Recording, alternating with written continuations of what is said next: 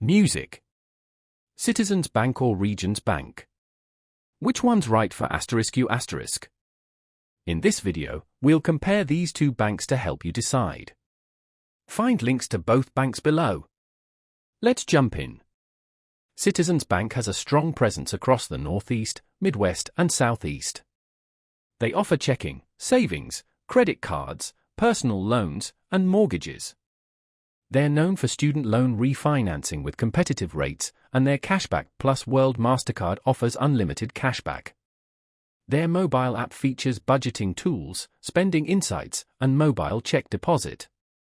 For businesses, Citizens provides loans, merchant services, and cash management solutions. Regions Bank focuses on the South and Midwest, offering a personalized experience.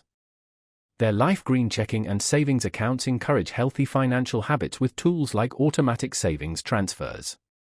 Their Relationship Rewards program lets you earn points on debit card purchases. Regions also excels in personal lending and wealth management.